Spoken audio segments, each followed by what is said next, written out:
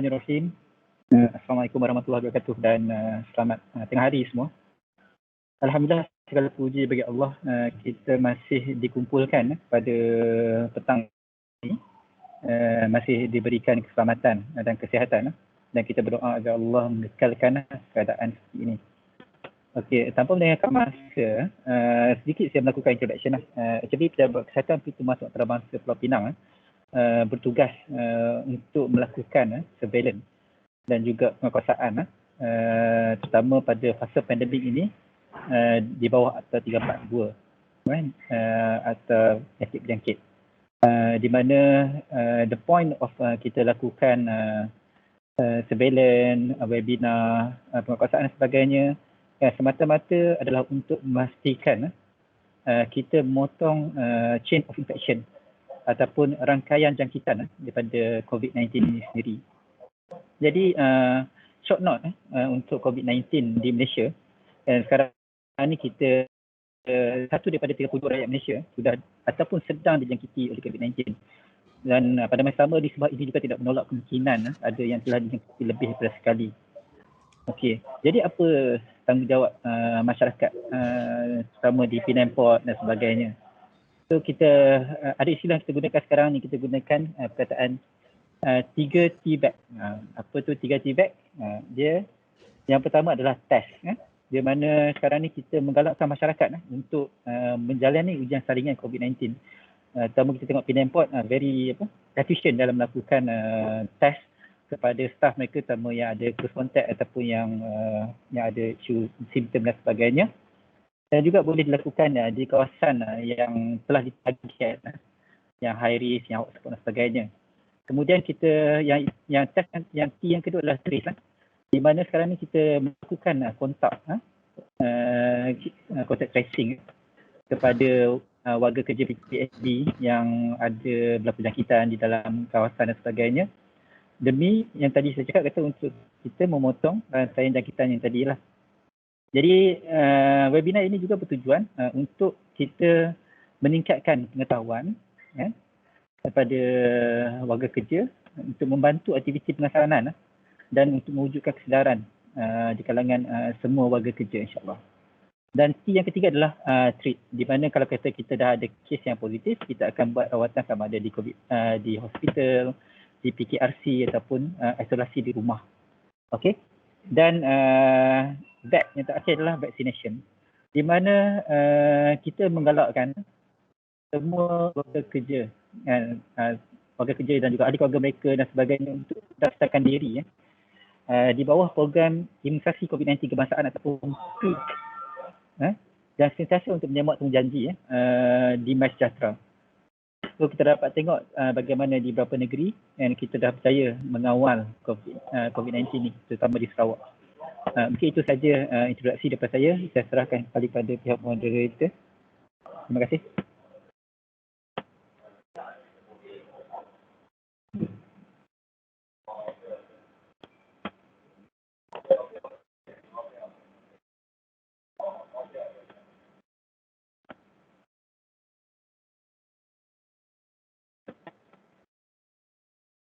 Dr. Imat boleh share screen ke?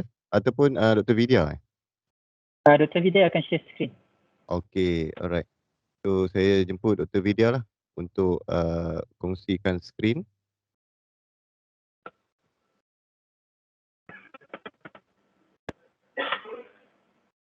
Alright, okey. Okey, selamat petang semua. Saya Dr. Vidya, pegawai perubatan dekat Pejabat Kesihatan Pintu Masuk Antarabangsa, tetapi kebanyakan bertugas di lapangan terbang lah.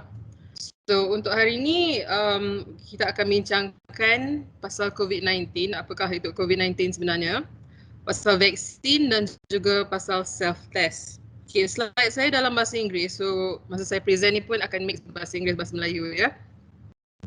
Okay, saya mulakan terus. Kita tengok kepada perspektif COVID-19, situasi sekarang. Kalau tengok dekat perspektif dunia, as of yesterday pukul 6 petang, dah total 204 million cases seluruh dunia. Okay, dengan kematian as of yesterday pukul 6 petang dah 4 million. Kalau kita bandingkan dengan 31 Disember last year, okay, ini nombor from 31st December. 31 Disember baru 82 kes dengan 82 million kes dengan 1 million kematian. So kalau tengok dalam 8 bulan tahun ni je, memang peningkatan mendadak. Dah more than 4 times kematian, dah almost 20 times the amount of cases. Right? So, kalau kita tengok dekat perspektif Malaysia pula, as of yesterday, 10 Ogos ya. Total cases 1 million. Total kes baru 20,000 dan jumlah kematian 11,000. Kalau bandingkan dengan 31st December last year, baru 100,000 cases dengan 400 kematian. So memang dekat Malaysia pun peningkatan mendadak. And if we look at Penang, memang dah almost semua zon merah, zon kuning kecuali dekat Timur Laut Barat Daya sikit je kat sini. Cumulative case ni as of yesterday 55,000 dengan kes kematian 267. Kalau nak bandingkan dengan last year, kes 3,000 dengan kes kematian 9. So even in Penang, dalam 8 bulan kami dah surpass jauh berbanding 12 bulan last year. Okay, kita tengok forecast pula. Daily cases daripada untuk sebulan ni from 10 July up all the way up to 10 August. Okay, daily cases memang meningkat dan kalau tengok kat bawah ni, line merah ni, this is what we call R value, R not value. Bermaksud nilai kebolehjangkitan. Okay, so that means kalau R not value ni 1.07, bermaksud kalau satu orang tu positif, dia boleh menjangkiti seorang lagi. Kalau R not dia 2, bermaksud satu orang positif boleh menjangkiti 2 orang. Okay, tu maksud R value. Tapi kalau kita tengok kes ni meningkat, kenapa R value ni tak meningkat? Because kes ni makin banyak kes, dia meningkat secara linear lebih kurang. Kalau kita plot line graph, memang dia akan linear. Dia bukan naik secara exponential lah. That means seorang tu berjangkit kat seorang lagi. So the R not value is remaining the same, cuma cases masih tengah meningkat. Okay, and then this is the forecast yang kita expect lepas ni. Okay, this is the forecast kalau ada compliance to SOP, sepatutnya kita ikut grey line ni. Ni forecasted kalau tak ada compliance to SOP, kita expect R not to meningkat. Tadi kan kita tengok R not value dia 1.07. So kalau tak comply to SOP, kita expect value to increase to 1.2 akan kat zone merah ni. Kalau ikut SOP, kita expect dia turun. Tapi kalau kita tengok kat sini, daily cases kita memang almost mengikut zone merah ni. Which means ada kekurangan lah daripada segi compliance to SOP for now. Okay, so kenapa kes ni tiba-tiba meningkat this year? Sepatutnya last year yang first start COVID tu still okay lagi, boleh tampung lagi cases. Kenapa this year dah uncontrollable dah peningkatan kes? Alright, the reason for that is sebab variant yang baru, variants of concern. Okay, so we will talk about that in a bit. First, kita tengok apakah itu COVID-19. COVID-19 is caused by the coronavirus. Virus dia nama SARS-CoV-2 yang first dijumpai di Wuhan, China, Disember 2019. Kalau kita tengok coronavirus ni, sebenarnya ada 7 jenis. 4 tu kita panggil benign, which means dia boleh menjangkiti manusia tetapi dia tidak akan menyebabkan sakit yang teruk. Dia macam batuk selesema biasa je. 3 daripada coronavirus ni memang serius lah. Satu daripadanya SARS-CoV, satu lagi MERS-CoV, and then yang terbaru SARS-CoV-2 yang menyebabkan COVID-19. Alright, so now we move on to variants of concern. What is variants of concern? Apakah itu variant of interest, variant of concern dengan variant of high consequence? Okay, variant of interest ni, dia mempunyai strain yang berbeza daripada asal, boleh menyebabkan peningkatan kes, tetapi peningkatan tu masih boleh dikawal. Okay, but kita still kena ambil note, that's why we call it variant of interest. Kalau variant of concern ni, Dia strain yang berbeza daripada asal, menyebabkan peningkatan kes yang kami risau ujian pengesanan yang ada ni tidak dapat detect varian yang baru. And then rawatan yang sedia ada mungkin tidak berkesan kepada varian yang baru ni. Okay, that is variant of concern. Grup ketiga, variant of high consequence yang kami risau tidak dapat dikesan langsung, rawatan tidak berkesan. But this one setakat ni tak wujud lagi lah variant of high consequence. Yang ada for now variant of interest, variant of concern. Okay, kita tengok variant of concern. Kenapa wujudnya variant-variant ni?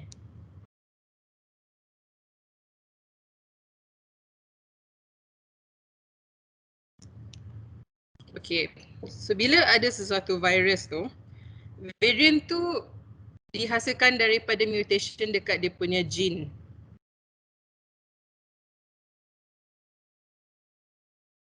Okay, so bila dia nak replicate tu, dia akan copy balik sequence yang sama. Sepatutnya dia copy balik sequence yang sama untuk menghasilkan virus baru. Tetapi bila dia mutate tu, kalau dia mutate cepat sangat ataupun mutate banyak sangat, kadang-kadang sequence gene tu akan berubah. Dia akan slip. Okay, so sometimes variation ni dia boleh continue je, virus tu tak ada difference kepada cara dia berfungsi ataupun cara dia spread. Kadang-kadang variant dekat gene tu menyebabkan virus tu jadi lemah. So dia akan stop dekat situ, dia tak akan spread lagi. But kadang-kadang variation dekat gene tu akan menyebabkan virus tu menjadi lagi agresif, lagi senang menjangkiti orang. So ni yang akan menjadi variant of concern ni. Only thing the good news is vaksin yang sedia ada sekarang for now nampak macam berkesan lagi dekat variant-variant baru ni, termasuk variant of concern lah. Alright. Kita move on, apakah variant of concern yang ada? Okay, ada 4 variant of concern worldwide. Satu yang first dijumpai di United Kingdom, nama dia B117. Satu lagi South Africa, B1351. Brazil, P1, and in India, B1617. Tapi confusing sangat kita nak pakai coding ni. So sekarang WHO dah keluarkan different naming system, Greek alphabet. So yang UK tu kita panggil Alpha, Africa Beta, Brazil Gamma, and the Indian one is, the one found in India is called Delta. Okay, yang mana yang ada kat Malaysia sekarang? Alpha, Beta, Delta. Setakat ni Gamma tak ada kat Malaysia lagi. Ya, setahu kita lah. Out of all this, yang paling agresif so far is Gamma dengan Delta. Tetapi dekat Malaysia kami ada Delta je. So kita fokus kat Delta dulu. Bezanya daripada variant yang sebelum ni is, sebelum ni kita expect orang dijangkiti kalau ada exposure 15 minit. Delta ni sekarang kita risau boleh dijangkiti dalam 15 saat.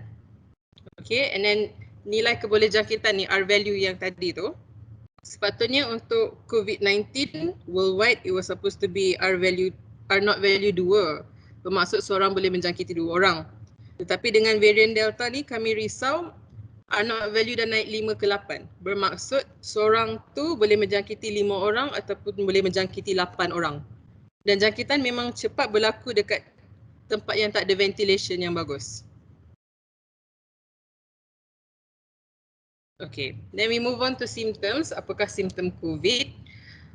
The problem yang kita ada sekarang ni daripada pihak kesihatan, kebanyakan orang yang dijangkiti COVID-19 ni tidak menunjukkan simptom ataupun simptom dia mild sangat yang diorang tidak akan ambil tahu pun, macam batuk selesema sikit-sikit je. Tu je simptom dia. Majority 80%. Hanya 20% yang akan ada simptom yang teruk yang perlu pergi ke klinik ataupun perlu pergi ke hospital. So bila tak ada simptom ni, yang 80% ni, problem dekat kesihatan ni is kami tak dapat detect orang tu dah dijangkiti COVID.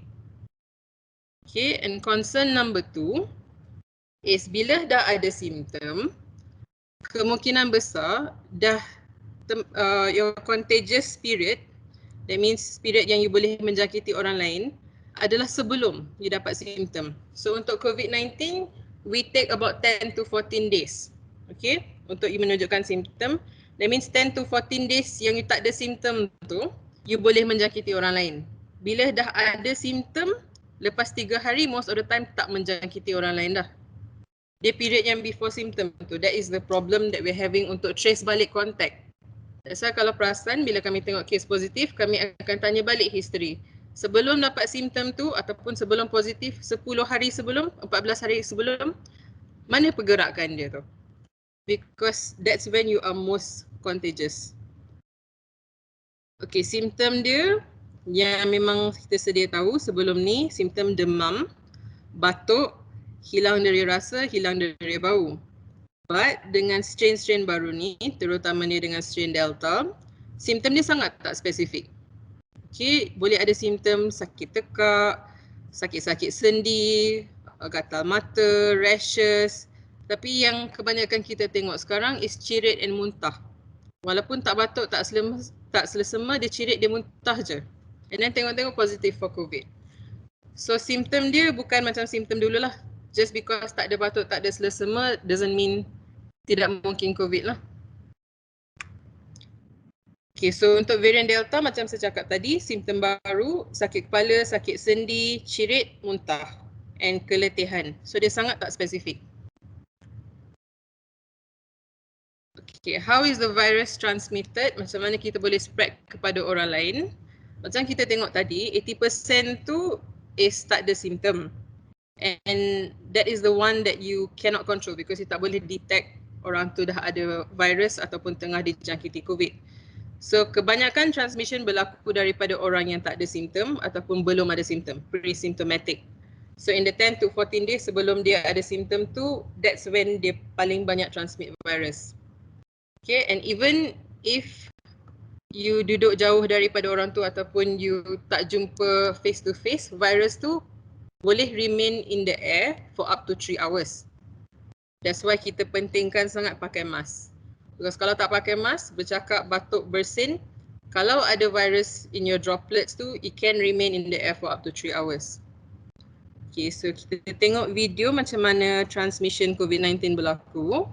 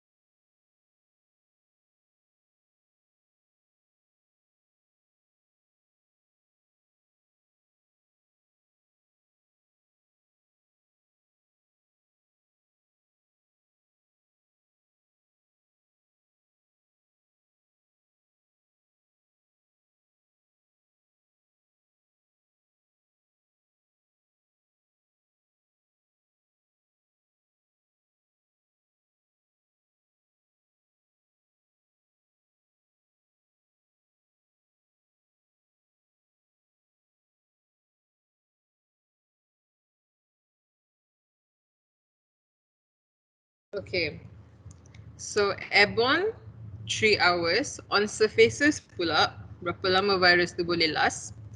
Cardboard up to 24 hours, stainless steel, plastic, okay, stainless steel and wood, sorry, up to 48 hours, plastic 72 hours, bermaksud 3 hari. Ada study yang menunjukkan bahawa untuk gelas boleh sampai 4 hari, 5 hari, tetapi belum proven lagi. Yang tu memang memerlukan condition yang spesifik. So the general consensus is paling lama dia last kat surface is 3 hari. Kecuali dekat mask boleh last sampai 7 hari. Mask yang kita pakai hari-hari tu, surgical mask tu, virus tu boleh last kat permukaan mask sampai 7 hari. Okay, so please kalau dah balik rumah nak buka mask tu, tolong buang terus. Mask yang sama jangan pakai a few days. Okay, so treatment untuk COVID-19, kalau tak ada simptom ataupun simptom yang mild, boleh duduk kat rumah, rest banyak-banyak, minum air banyak-banyak, and then usually you will recover. Kalau simptom yang severe, that means tak boleh bernafas, batuk tak berhenti, demam tinggi, then kena masuk hospital untuk supportive care. Okay, fluids, oksigen ataupun ventilator, bermaksud mesin pernafasan. Okay, isu baru ni ivermectin. Adakah ivermectin boleh digunakan untuk treatment COVID-19? Memang dah banyak pertanyaan ni. Ayah saya pun sendiri dah cakap dekat Lazada ni ivermectin jual RM8 je. By right boleh beli. Kenapa kementerian kata tak boleh beli dulu? Okay, so kita tengok ni, WHO for now masih advise ivermectin should only be used for clinical trials. Bermaksud dia masih tengah testing lagi.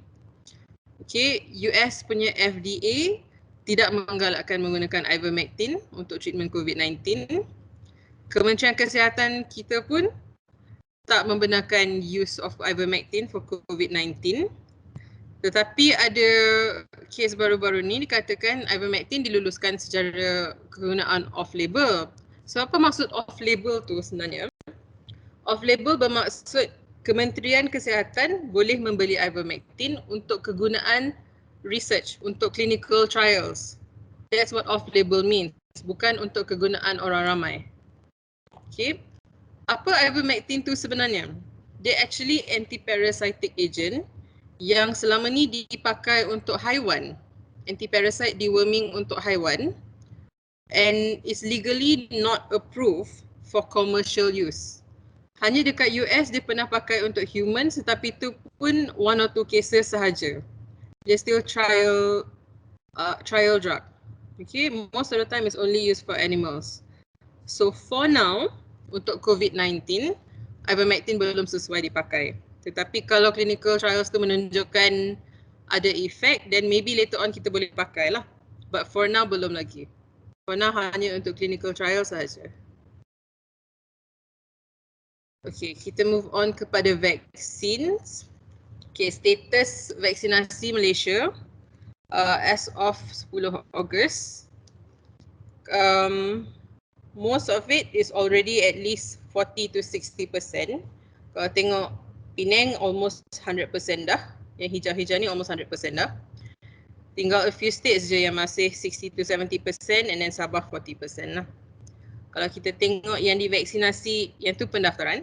Kalau kita tengok yang dah vaksin dos pertama, kebanyakan states dah 30 to 50% dah cukup dos pertama. Hanya Kuala Lumpur yang dah memang capai lah vaccination tu. Kalau kita tengok dekat Penang, pendaftaran 92%, yang dah dapat dos pertama 50% already. Okay, so kita move on to macam mana vaksin ni berfungsi sebenarnya. Okay.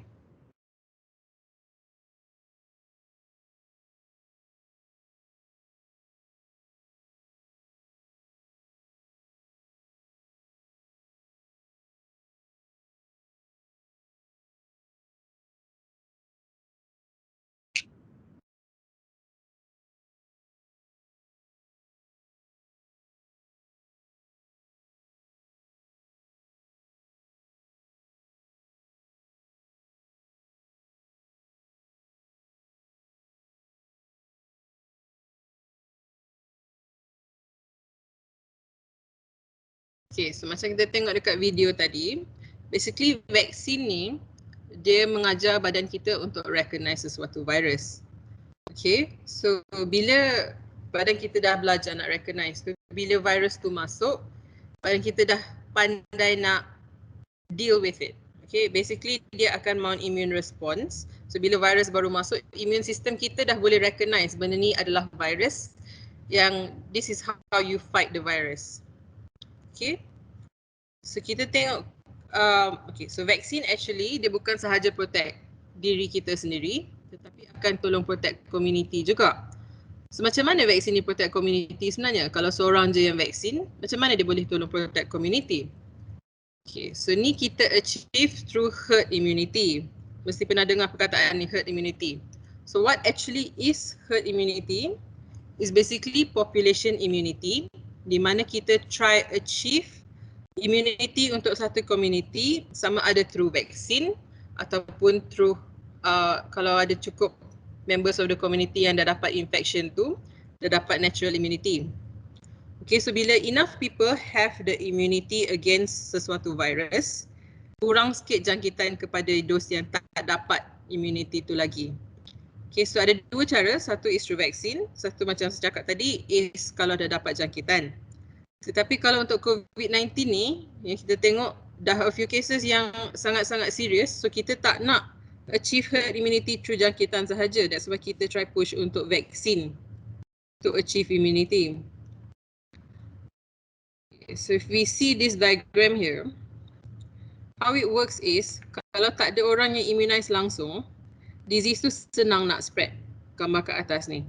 Kalau dah ada yang dah immunize, sama ada dah ambil vaksin ataupun dah pernah kena jangkitan, dia masih spread tapi kurang sikit.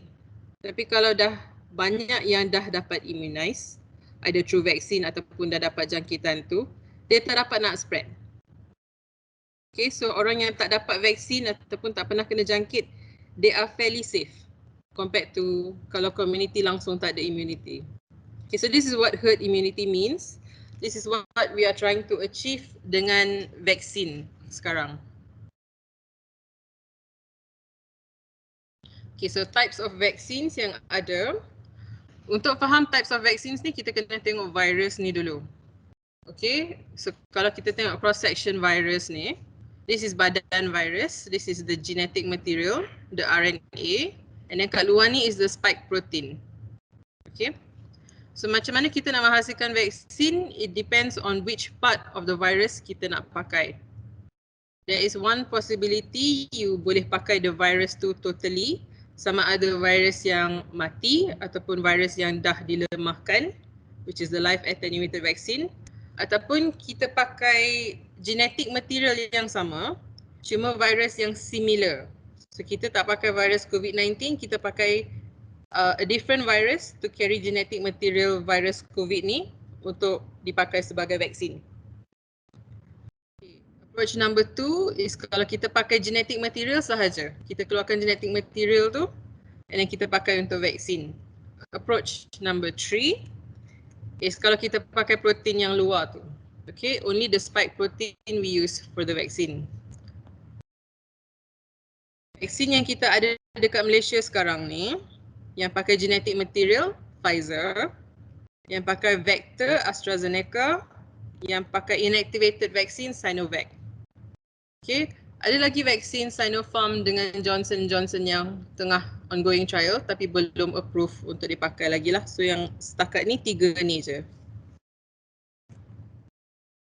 Right, so siapa yang boleh dapat vaksin? For now, everyone above 18 years old.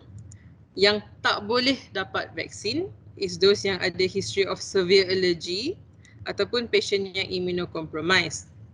Okay, so kalau kita tengok info daripada website Jawatan Kuasa Khas untuk vaksin, siapa yang patut ambil vaksin masih above 18 years old and those yang ada comorbids. So comorbids tu is actually penyakit kronik lah, sama ada diabetes ataupun darah tinggi, obesity, sakit jantung, lung disease, cancer and kidney disease. Even kalau pregnant dengan comorbid, patut ambil vaksin. So kenapa group ni perlu diprioritize untuk vaksin? Sebab immune system dia lemah because of penyakit kronik. So that's why they should get the vaccine first, because the risk of them getting COVID is very high.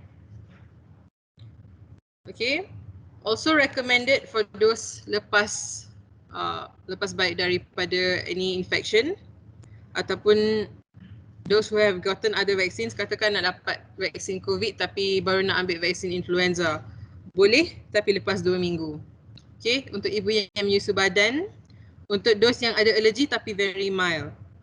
Untuk HIV patient pun boleh and untuk dos yang pernah infected dengan COVID. Okay. So untuk memang tak patut ambil vaksin is those with severe allergies yang pernah ada anaphylactic shock, and those with weakened immune system sama ada cancer patient ataupun those yang memang ambil medication untuk melemahkan immune system. Okay. Alright. So kalau dah dapat COVID-19 tu, boleh tak saya dapatkan vaksin? Jawapan dia boleh. And memang patut ambil vaksin pun. So kenapa kena ambil vaksin walaupun dah dapat COVID-19? One is because walaupun dah dapat natural immunity, your immunity can be weakened over time. By right, kita assume natural immunity tu tahan dalam 5 ke 6 bulan. Kalau ambil vaksin, immunity dia tahan longer. So kalau dah ada natural immunity pun, kita ambil vaksin, immunity tu akan di-boosted lah. Okay. And then tadi dekat graf yang infografik yang saya tunjuk tadi, dia kata kalau dah dapat jangkitan COVID-19 tu kena tunggu 3 ke 6 bulan baru boleh dapat vaksin. But the new guidelines is kalau dah dapat pun tak payah tunggu. Kalau dah pernah jangkit COVID-19 pun tak payah tunggu untuk vaksin. Once dah baik, dah keluar daripada isolation ataupun dah keluar daripada hospital, boleh pergi ambil vaksin. So kenapa pertukaran guideline ni is because of the variant baru. Kami risau yang dijangkiti COVID-19 ni, dia variant lama ataupun dia variant lain boleh dapat jangkitan dengan variant baru. So that's why better to just take the vaccine. Tak payah tunggu 3 bulan, tak payah tunggu 6 bulan. Okay. Kalau pregnant ataupun menyusu badan, boleh ke ambil vaksin? Jawapan dia yes. Tapi kita advocate between 14 to 33 weeks. Okay, kalau dah ambil first dose sebelum 14 weeks, dah ambil first dose baru dapat tahu pregnant, kita advise to delay second dose tu after 14 weeks. Okay, kenapa? It's because setakat ni trial untuk vaksin ni belum pernah dibuat for early pregnancy. Okay, so kami tak tahu effect on early pregnancy. That's why kita suggest 14 to 33 weeks safe untuk ambil vaksin. Okay, kalau menyusu badan memang digalakkan ambil vaksin because untuk different diseases before this macam measles ke chickenpox ke, we have seen that the antibody from the vaccine tu boleh pass through the breast milk.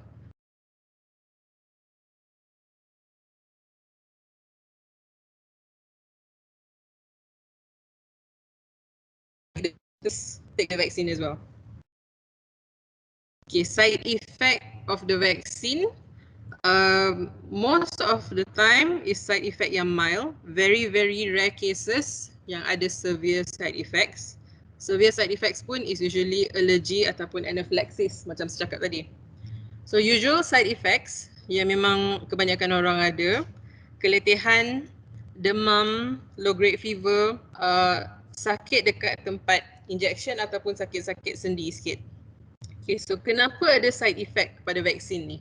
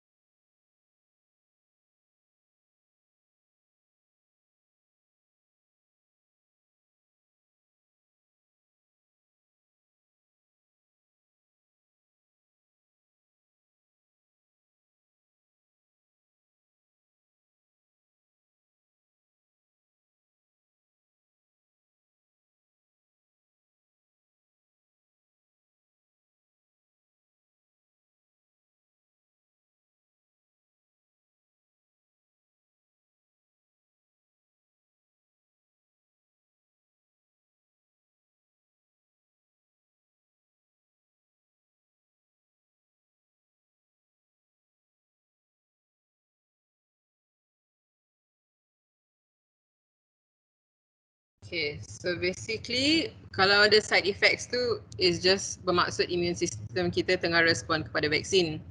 So kalau tak ada side effect langsung, adakah immune system kita tak berfungsi? No.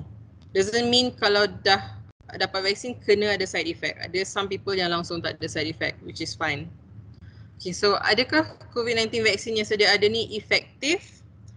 Of course, no vaccine is 100% effective. You can still dapat infection walaupun dah dapat vaksin. Tetapi for now, it's still too early untuk kita decide betul-betul mana satu vaksin yang paling efektif. Memang sebelum ni pernah keluar Pfizer 90%, AstraZeneca 70%. Tetapi yang tu berdasarkan varian lama. Dengan varian-varian baru ni, belum ada study yang kita boleh declare berapakah efficacy vaksin ni kepada varian baru untuk COVID. Okay, so let's look at our data from Malaysia. Ni data daripada Sungai Buloh. Okay, untuk tengok vaksin. Dan kita nak fokus ni group yang hijau ni, group yang 60 to 79 years old ni, graf hijau ni. Okay, so kita started rolling out the vaccine somewhere in April for this group. Okay, which is around epic week 16 to 17.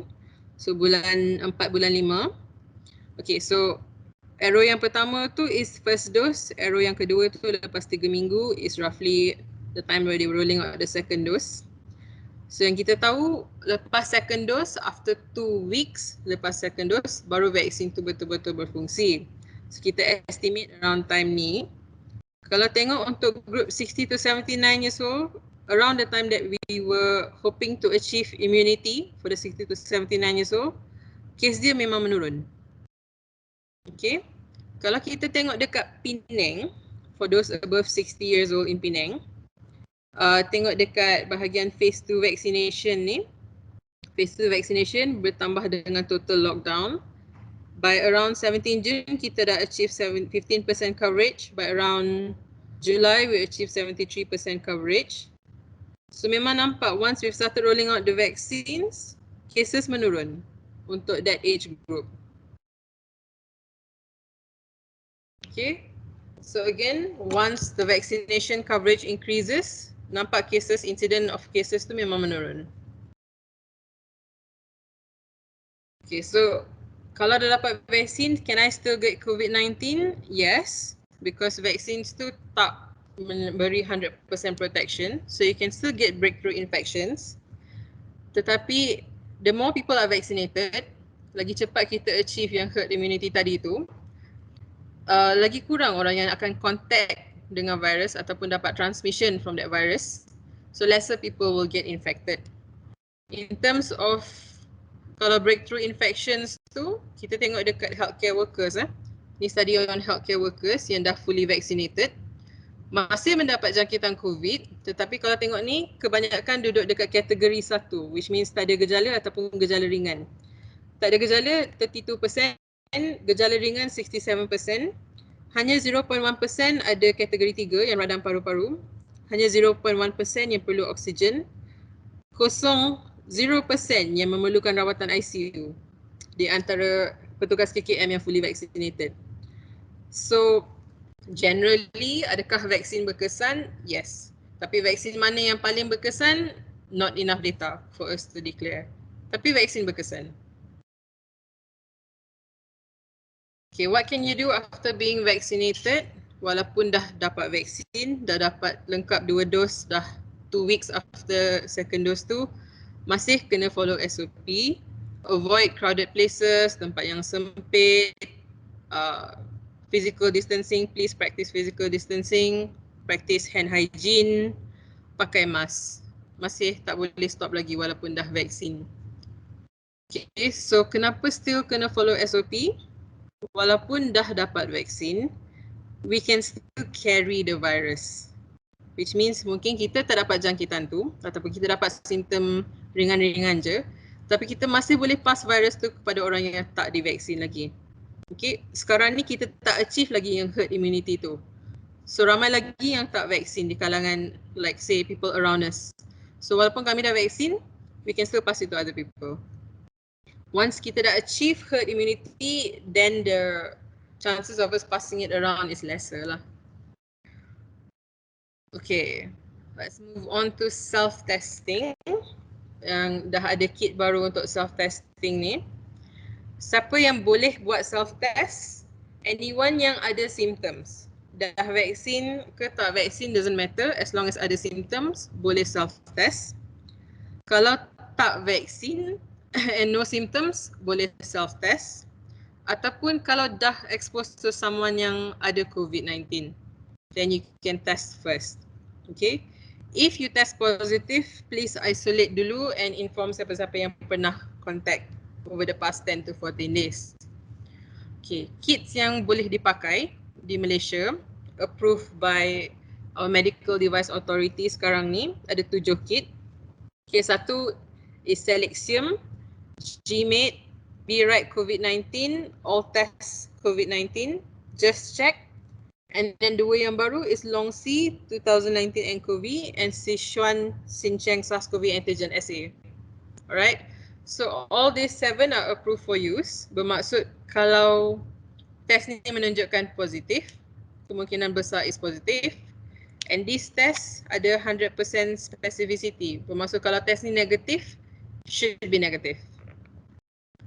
Okay. So procedure untuk membuat self-testing ni.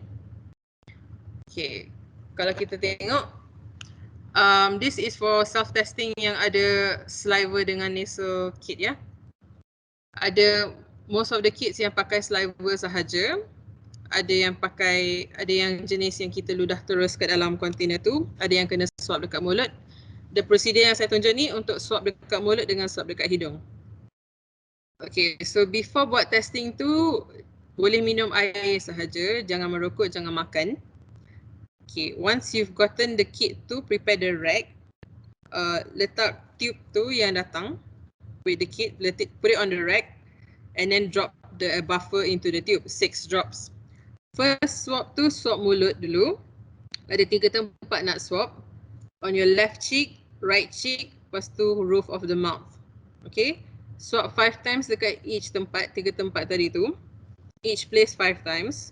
Lepas tu swab tu letak dalam tube yang ada buffer tadi. And then move on kepada hidung.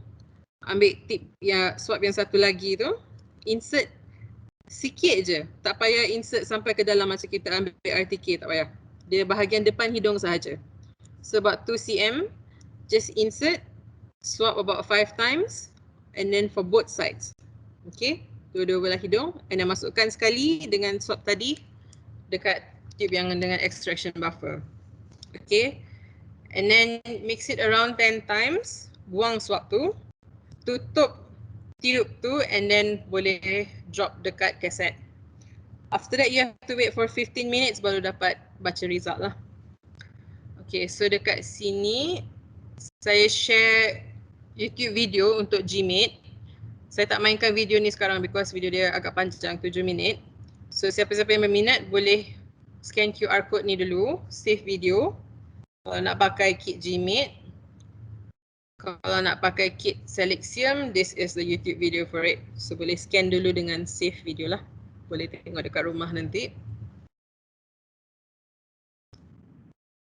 Okay, moving on. Lepas dah buat self-testing tu, kena buat apa? Okay, so once you dah buat self-testing, sama ada positif ataupun negatif, kena report dekat MySejahtera. Okay, kalau negatif, masih ada simptom, please go to klinik kesihatan untuk further assessment. Kalau negatif and tak ada simptom, then tak apalah, just masukkan result tu dekat MySejahtera. Kalau keputusan positif, okay. Kalau tengok dekat sini, algoritma ni mengatakan hadir sendiri ke fasiliti kesihatan ataupun ke CAC. For Penang, klinik kesihatan kami dengan COVID Assessment Center kami dah overwhelmed, dah terlampau banyak kes. So untuk Penang, kalau self-test kit positif, please jangan hadir terus ke KK, jangan hadir terus ke CAC, call dulu. Okay, so ni nombor CAC yang ada dekat Penang. Each district ada about 5 to 6 klinik kesihatan yang berfungsi sebagai CAC kecuali Barat Daya. Barat Daya kena call bilik gerakan dia dulu. So ni nombor telefon dia, boleh dapatkan dekat website KKM juga. If your self-test result is positive, please call dulu mana-mana klinik kesihatan ni baru hadir. Dia akan bagi appointment untuk swab test, untuk PCR test. Okay. Last kali take home message.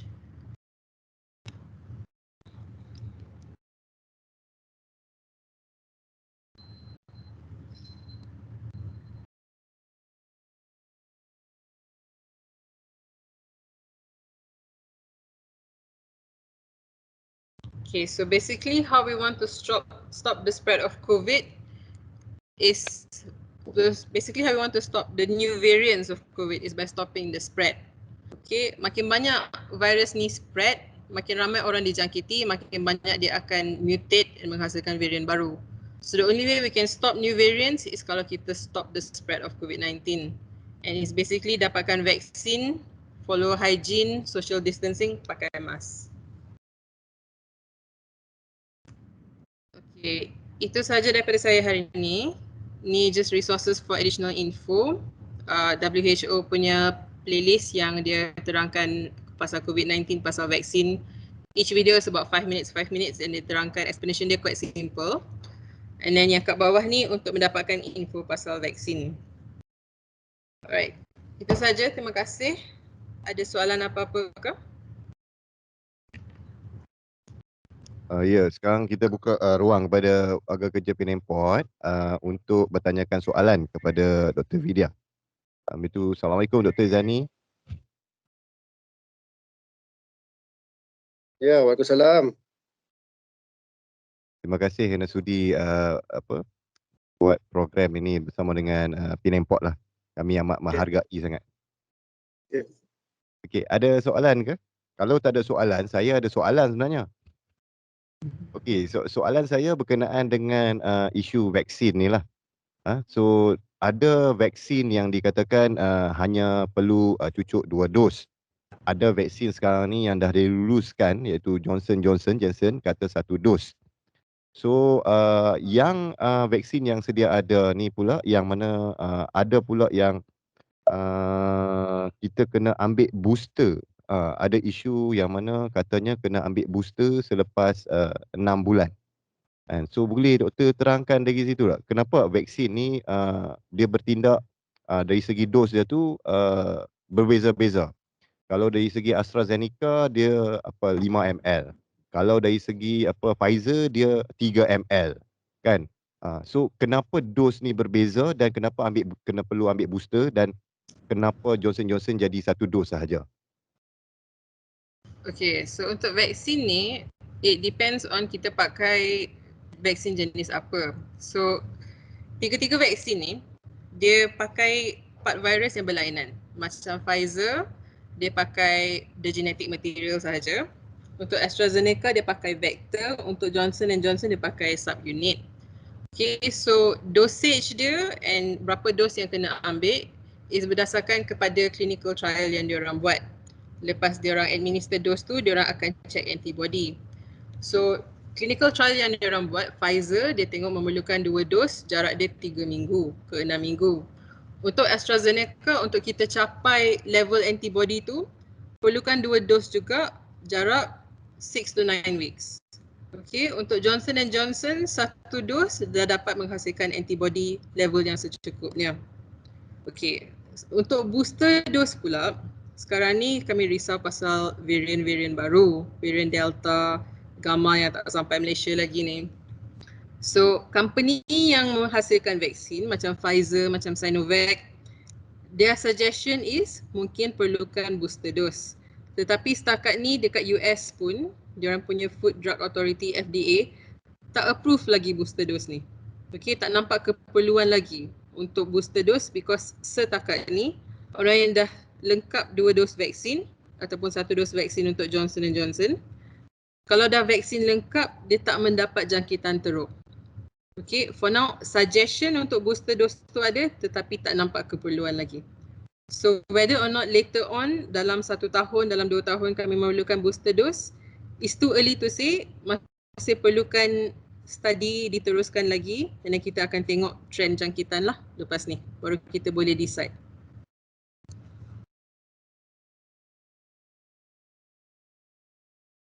Okey, doktor ada soalan ni, macam mana kalau kita ada penyakit kulit contohnya macam pemphigus, bolehkah ambil vaksin daripada Cik Munir Abdullah?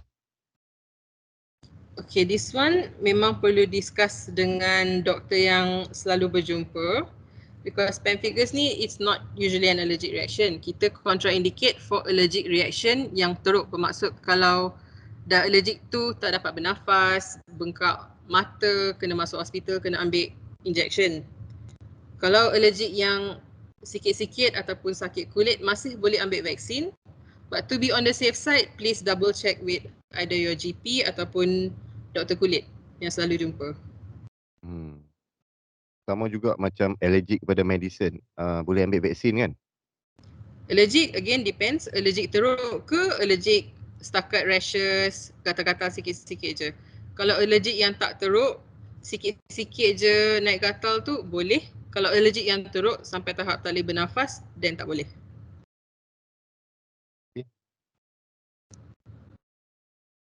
Ada soalan lagi kepada doktor? Okey, doktor, saya daripada Jabatan Laut. Okey, kalau macam yang allergic teruk yang sehingga tak boleh bernafas tu ada apa-apa pilihan lain tak doktor untuk situasi macam tu? Okay, so for now kita tak galakkan ambil vaksin. Kalau nak ambil vaksin boleh, tetapi dengan pemantauan lah. Dia akan suggest ambil vaksin dekat hospital setting. Okay, again depends on your history. Allergic teruk tu allergic tahap berapa. If nak ambil vaksin masih boleh, tetapi dekat hospital setting. So apa yang kita nak try achieve ni, yang cakap herd immunity tadi ni, kalau orang-orang yang tak boleh ambil vaksin, hopefully kalau orang lain di sekeliling dah di-vaccinated, orang yang tak boleh ambil vaksin ni masih akan selamat. Okay, so option 1 is boleh ambil dekat hospital setting. Option 2 is tunggu orang di sekeliling ambil vaksin, cukup lah. Terima kasih doktor.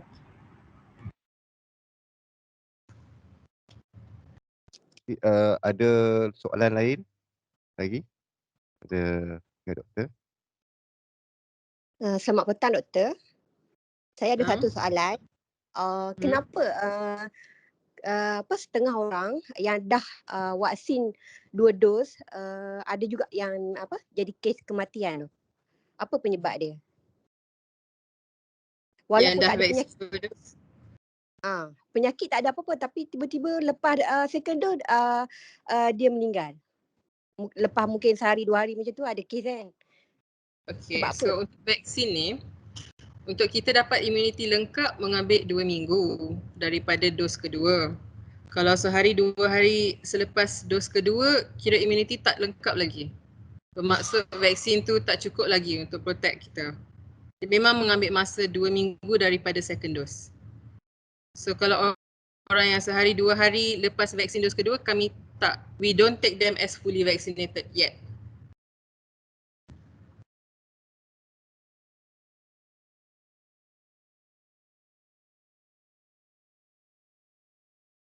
Does that answer your question?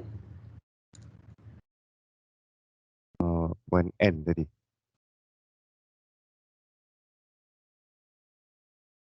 Okey, ada soalan lagi kepada Dr. Vidya. Kita masih lagi buka ruang kepada semua partisipan pada petang ni untuk bertanyakan sebarang soalan. Okey doktor, lagi satu soalan. Daripada dos pertama, mak saya ambil dos pertama dah sebulan. Adakah kesan daripada vaksin tu akan hilang sebab dia dos kedua dia tak ambil lagi sebab memandangkan kesihatan dia tak berapa okey lagi untuk ambil dos kedua?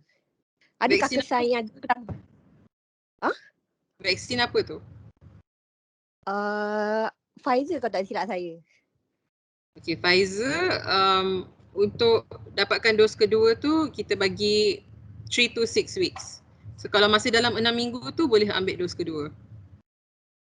Dia akan hilang berapa lama sebab mak saya masih tak sihat. Adakah hilang? Sampai berapa lama kalau tempoh dia? Ada tempoh tak? Weeks, tempoh dia 6 minggu lah. Kalau dah more than 6 weeks kena ambil balik daripada dos pertama. Kalau tak ambil akan hilang lah? Yes. Okay, so kena suntik 2 dos balik lah? Ya, betul. Okay, satu lagi doktor, kalau nak demam darah, berapa lama tempoh dia untuk lepas kita suntik tu? Okay, untuk nak demam darah, kami suggest at least 120 days. So 3 bulan lah. 3 bulan lebih. Untuk semua vaksin ke doktor? Sama saja 3 bulan? Yes, after the second dose. Untuk Right. semua vaksin. Ada soalan lagi kepada doktor? Terima kasih doktor.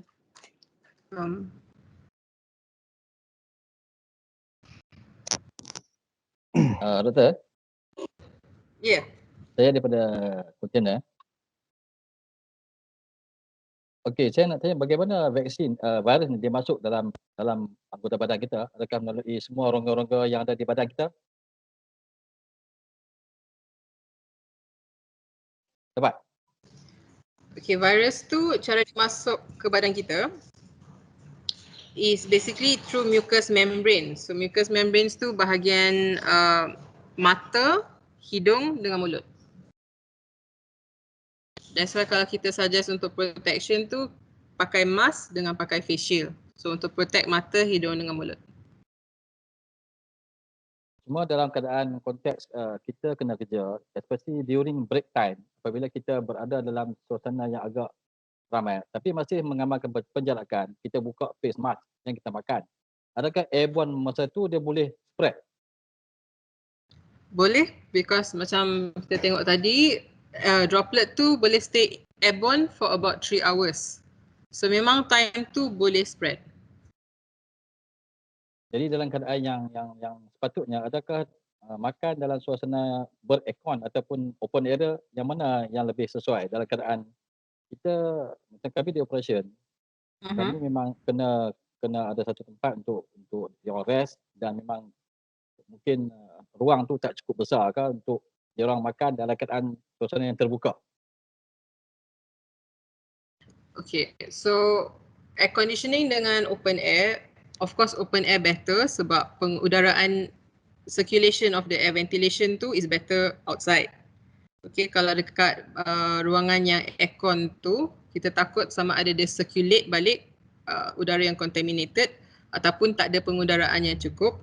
So akan it will be easier to spread the virus dalam air condition punya area. So open air is of course better. Tapi kalau memang ada satu bilik sahaja, pantry tu untuk makan, that's why kami cadangan daripada kesihatan is to hadkan bilangan orang yang boleh masuk bilik tu pada satu masa. Okay, so mungkin boleh masuk 2 orang sahaja ke, masuk 3 orang sahaja ke, bergantung kepada keluasan kawasan tu.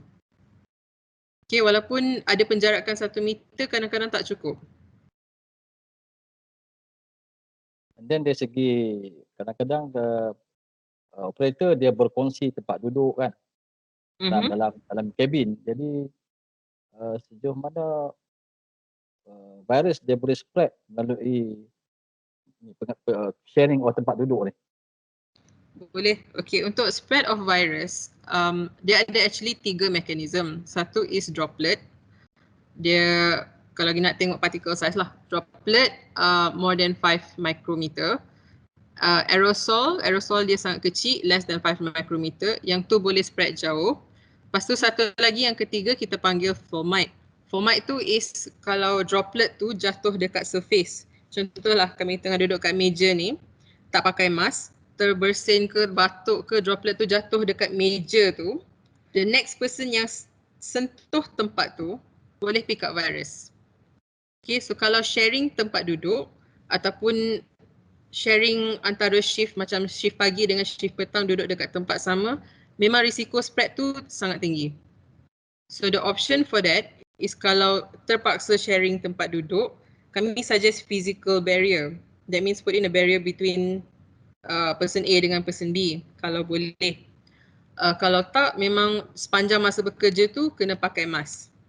Better to double mask sekarang. Kalau antara shift pagi dengan shift petang, sharing tempat sama, lepas shift pagi tu, masa shift pagi tu nak balik, sanitize habis tempat tu, baru pass over kepada shift petang. Bila shift petang take over, sanitize dulu baru start kerja. Okey, itu saja doktor. Terima kasih. Okey, terima kasih Cik Nazmi. Selamat petang doktor. Ya, selamat petang. Saya Tuan Zakaria daripada Jabatan Kastam. Satu soalan. Kalau seseorang tu didapati positif dan diarahkan kuarantin dekat rumah dengan memakai gelang pink, kemudian dalam tempoh tertentu dipotongnya gelang tersebut. Okey. Okey, dah cukup tempoh dipotong gelang. Ada risiko lagi tak apabila seseorang tu hadir ke pejabat? Setelah tempoh kuarantin tamat. Ada risiko tak? Tidak. Untuk spread virus yang infection lama tu tidak. Because ya kalau dah ada simptom, biasanya dalam 3 hari tu lepas tu tak contagious dah. Tapi kita assume incubation period dia 10 to 14 days. So, bila dapat tahu positif tu kami kuarantin 10 hari. Lepas 10 hari tu dia selamat. Okey. Tetapi dengan adanya varian baru, of course kalau dia dapat jangkitan baru tu risikolah. But for now, kita assume tak dapat jangkitan baru, lepas 10 hari selamat untuk dia masuk pejabat balik. Okey. Terima kasih, Doktor. Sama. Doktor, saya nak tanya berkenaan dengan spread virus ni, adakah binatang peliharaan yang kita pegang, contohnya kucing ke, lain-lain boleh menyebarkan virus tak?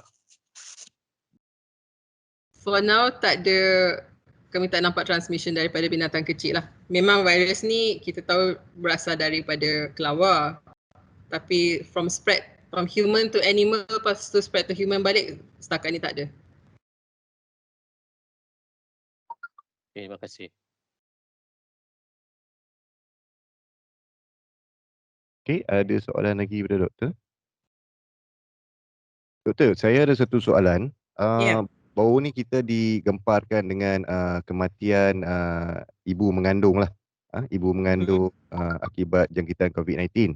So setakat hari ini dikabarkan oleh Kementerian Kesihatan sebanyak 70 ibu mengandung yang meninggal akibat COVID-19. So apakah sebenarnya COVID-19 ni lebih berisiko kepada ibu yang mengandung ataupun walaupun dia dah ambil vaksin masih lagi mempunyai risiko yang tinggi? Okay, for ibu mengandung, risiko untuk mendapat COVID-19 tu bukan lagi tinggi berbanding general population. Kalau dah dapat vaksin, adakah risiko dia untuk masih dapat COVID-19 lagi tinggi? Also no. Tak ada perbezaan risiko untuk ibu mengandung dengan orang biasa. Apabila ibu mengandung ditiarapkan untuk membantu dari segi masukkan oksigen dalam badan tu, ada kesan kepada baby ke? Maaflah saya tak tahu. Biasanya bila dia tiarapkan tu, dia akan letak packing macam span lah dekat area bahagian dada kami dengan bahagian pelvis. Okay, so bahagian abdomen tu, bahagian perut tu, dia tak menyentuh katil.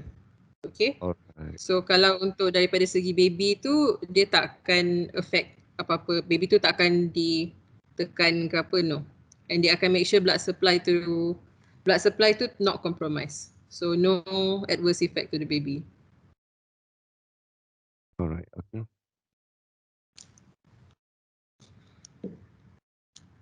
Ada soalan lagi kepada Dr. Vidya?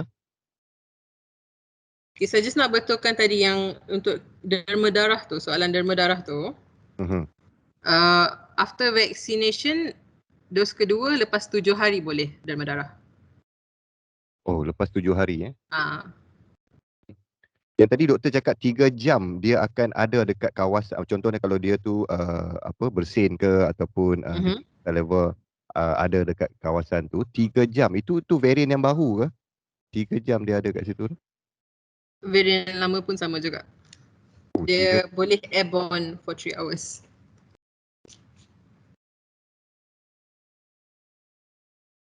Right. Ada soalan lagi kepada Dr. Vidya?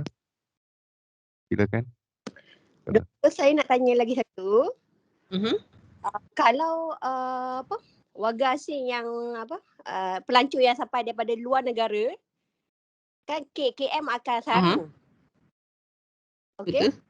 KKM saring, ada tak kemungkinan besar ada yang terjadi kes yang macam dia sebenarnya dalam dia dah ada apa virus tu, macam beta ke yang mana yang teruk-teruk tu ada tak yang terlepas daripada KKM punya saringan?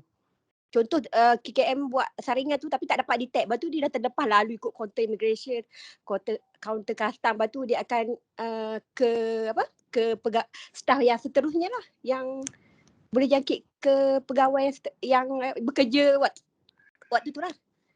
Ada kemungkinan tak? Okay, so untuk pengembara yang international, kalau dia sampai dekat Malaysia, first of all kita akan tengok testing dia sebelum dia sampai.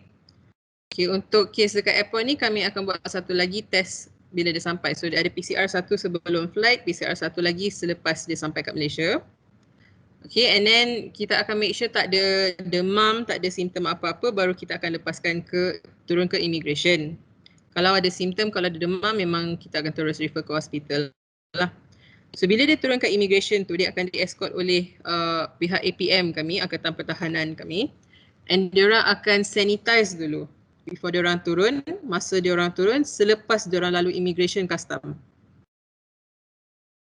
So kemungkinan dia berjangkit kepada immigration, custom ataupun apa-apa agensi lain sangat-sangat rendah. And then dia akan, bila dah sampai ke Malaysia tu, dia akan dikuarantinkan lagi 14 hari. So risiko transmission to community pun rendah.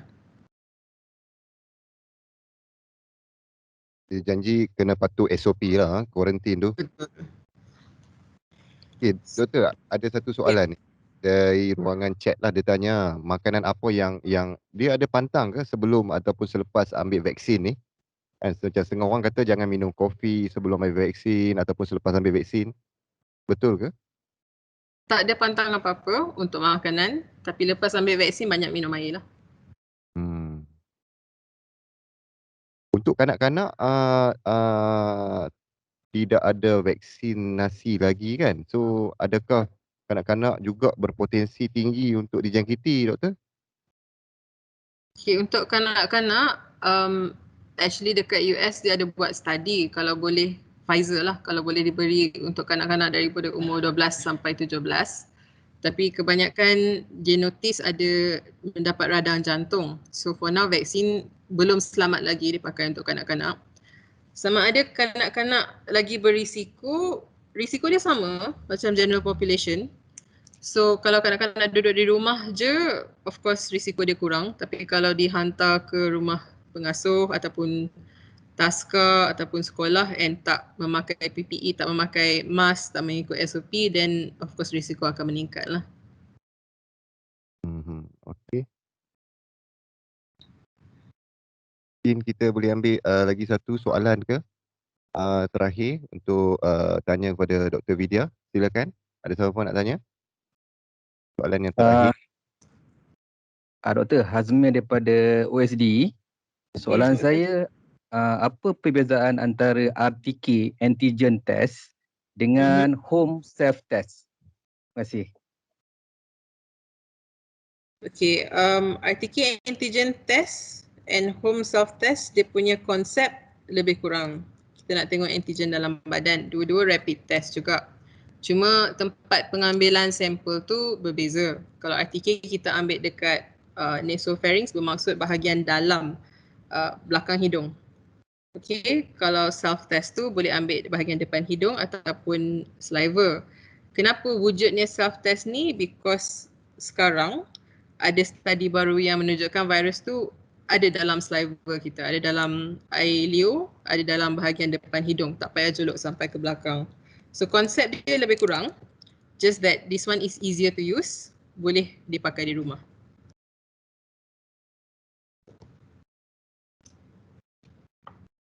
Okay. So itulah. Kalau tak ada apa soalan lagi, saya nak seru kepada semua partisipan kita pada petang ni untuk aktifkan kamera anda untuk kita ambil screenshot sebelum kita akhiri sesi kita pada petang ni. Silakan kita aktifkan kamera untuk kita ambil screenshot.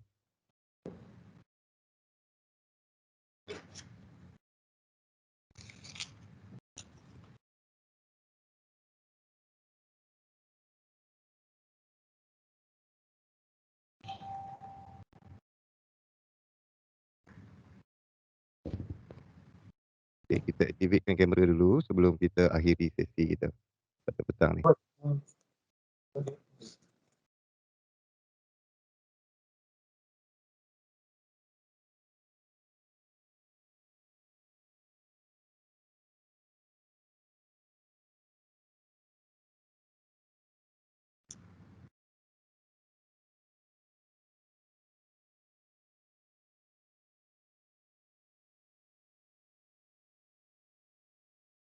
Okey, Cik Syafiq boleh kita ambil screenshot sekarang? Okay. Okay, ready? 1, 2, 3. Right. Alright, okey, saya daripada pihak Penang Port Seremban High ingin merakamkan setinggi-tinggi penghargaan lah kepada pihak Port Health. Terutamanya kepada Dr. Izani, Dr. Vidya dan juga Dr. Imaduddin di atas kesudian untuk bersama berkongsikan satu orang kata apa, informasi yang amat berguna kepada seluruh pengguna pelabuhan lah pada petang ni. So dengan ini saya sudahi sesi webinar kita dengan wabillahi taufiq wal hidayah. Assalamualaikum warahmatullahi wabarakatuh. Terima kasih semua. Waalaikumsalam warahmatullahi. Okay, terima kasih doktor. Terima kasih semua. Terima kasih. Terima kasih.